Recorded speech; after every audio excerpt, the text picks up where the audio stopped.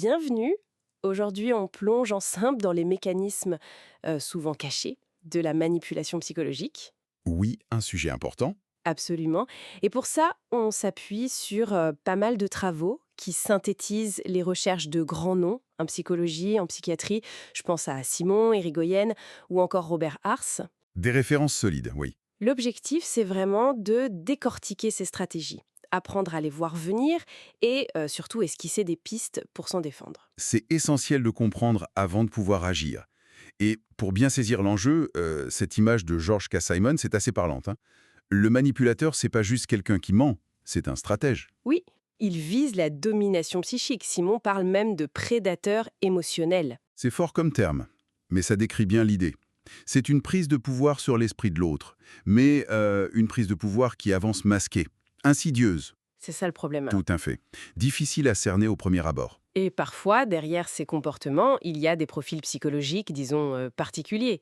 On entend parler de la triade noire, par exemple. Ah oui, la triade noire. C'est un concept que Robert Hare a beaucoup exploré. En gros, c'est la combinaison de trois traits de personnalité. Lesquels? Alors, on a le narcissisme, ce besoin d'être admiré, le manque d'empathie. Ensuite, le machiavélisme, la tendance à planifier, calculer froidement dans les relations. Stratégique, quoi. Voilà.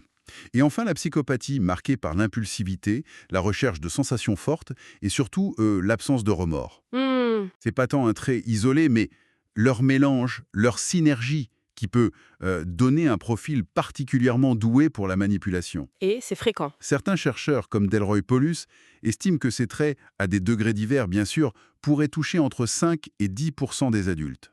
C'est pas négligeable. Ah oui, quand même. Alors, concrètement, comment ça se manifeste? Une technique très connue, c'est le gaslighting. Oui, le gaslighting, ou détournement cognitif. Le terme vient d'un film d'ailleurs.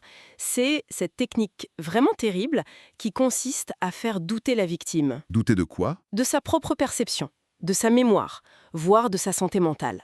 C'est une attaque directe contre la réalité de l'autre. Judith Herman dit que c'est un outil de contrôle très puissant. Parce que ça isole. Exactement. Ça isole la victime dans sa confusion. Et ça donne des phrases du type « Mais non, tu inventes, tu es beaucoup trop sensible, ça s'est jamais passé comme ça ». C'est tout à fait ça. La personne en face finit par ne plus savoir, par douter d'elle-même. C'est terrible. Une autre tactique, redoutable, la culpabilisation inversée. Ah oui, celle-là, elle est particulièrement tordue. Le manipulateur va retourner la situation. Comment ça? Il va faire porter à l'autre la responsabilité de ses propres erreurs, de ses propres émotions négatives. Genre, si j'ai crié, c'est parce que tu m'as poussé à bout. D'accord. Donc il se décharge complètement. Voilà. Il se dédouane et en plus il charge l'autre. Très efficace pour ne jamais assumer. Et il y a aussi cette fameuse technique du chaud et froid, le renforcement intermittent. Ça fait penser un peu aux travaux de Skinner sur le conditionnement, mais appliqué aux relations. Absolument. C'est exactement ça. L'alternance totalement imprévisible entre des moments super positifs, de la valorisation, de l'affection, ça c'est le chaud, et puis des moments de rejet, de critique, de silence, le froid. Et l'effet, c'est quoi? Ça crée une dépendance émotionnelle très forte. L'imprévisibilité, en fait. La victime s'accroche aux moments chauds, elle essaye désespérément de les retrouver. Comme un joueur face à une machine à sous, un peu? C'est une bonne image, oui. C'est l'incertitude de la récompense qui rend le lien si puissant, si difficile à briser. Face à tout ça, comment on fait pour repérer un manipulateur? Isabelle Nazariaga a fait une liste de comportements, mais au-delà de cocher des cases, quels sont les grands signes qui doivent alerter? Plutôt qu'une checklist rigide, il faut surtout regarder les patterns. Est-ce que c'est répété? Est-ce que ça semble stratégique? D'accord, des exemples de patterns. Mais par exemple, cette tendance systématique à culpabiliser les autres pour se déresponsabiliser soi-même. Ou alors, le fait de semer la zizanie, de créer des conflits, et puis de nier complètement après. Le fameux diviser pour mieux régner, un peu ça oui. Ou encore nier les évidences, mentir sans aucun problème, se poser constamment victime pour attirer la pitié ou détourner l'attention. Et la flatterie. Ah oui, la flatterie utilisée de manière calculée pour obtenir quelque chose. Souvent, ça va avec une tentative d'isoler la personne de ses amis, de sa famille. Et si on observe beaucoup de ces comportements de façon répétée? Alors là, oui. Nazarega et Simon parlent d'une accumulation significative. Ils donnent un chiffre indicatif environ 14 comportements ou plus, utilisés de façon stratégique. Ça peut signaler un manipulateur qu'ils appellent structuré, D'accord. bien sûr. Mais attention, hein, il faut toujours regarder le contexte, l'intention. Quelques comportements isolés, ça ne suffit pas pour coller une étiquette. Bien sûr. Mais les conséquences pour les victimes, elles, sont bien réelles. Ah oui, malheureusement. On parle d'anxiété, de perte d'estime de soi, de confusion. Ça peut aller loin, parfois jusqu'au syndrome de stress post-traumatique complexe. Herman et Seligman en ont parlé. C'est glaçant. Alors comment on se protège? Qu'est-ce qu'on peut faire? La toute première étape, et elle est cruciale, c'est de réapprendre à se faire confiance. Faire confiance à son propre jugement, à sa perception des choses. Retrouver sa propre vérité, en quelque sorte. C'est ça. Aaron Beck, le père de la thérapie cognitive, insistait là-dessus. Réévaluer ses pensées. Concrètement, ça peut passer par tenir un petit journal, noter les faits précis. Ce qui a été dit, fait. Pour contrer les gaslighting. Exactement.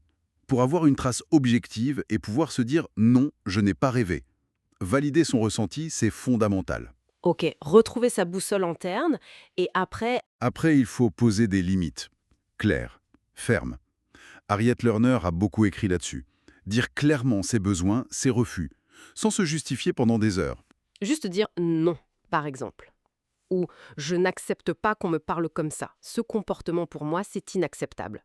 Ça demande du courage parce que le manipulateur va tester ses limites. Souvent oui, il va essayer de les faire céder. Faut tenir bon. Et parfois, il faut aussi regarder un peu pourquoi on est tombé dans ce genre de relation, non? La dépendance affective, peut-être? Oui, c'est un point important. Des auteurs comme Patrick Carnes ou Robin Norwood en parlent. Comprendre ses propres vulnérabilités, ça aide à ne pas reproduire les mêmes schémas. Et si rien ne marche? Alors parfois, la seule solution saine, même si c'est très dur, c'est la rupture totale. Le no-contact, comme disent des expertes comme Ramani Durvasula. Couper tout lien. Ça peut être la seule issue pour se protéger. Dans certains cas, oui. Quand la manipulation est trop profonde, trop destructrice, c'est parfois la seule voie pour se reconstruire. Donc, en résumé, comprendre les mécanismes, valider son ressenti, poser des limites fermes et, si besoin, couper les ponts. Tout un programme. Exigeant, oui, mais libérateur. Vraiment. Comprendre ces dynamiques, c'est déjà énorme. C'est le début de la reprise de contrôle. C'est la clé. Et pour terminer, peut-être une piste de réflexion à emporter. Oui. Une question ouverte. On a beaucoup parlé des relations entre deux personnes, mais on pourrait se demander comment ces mêmes stratégies, le gaslighting, la culpabilisation, le chaud et le froid, comment est-ce qu'elles pourraient s'appliquer de façon peut-être plus subtile, plus diffuse? À plus grande échelle. Exactement. À l'échelle d'une entreprise, d'un groupe, voire même de la société tout entière. Juste une pensée pour continuer à affûter notre regard critique sur les dynamiques de pouvoir et d'influence autour de nous.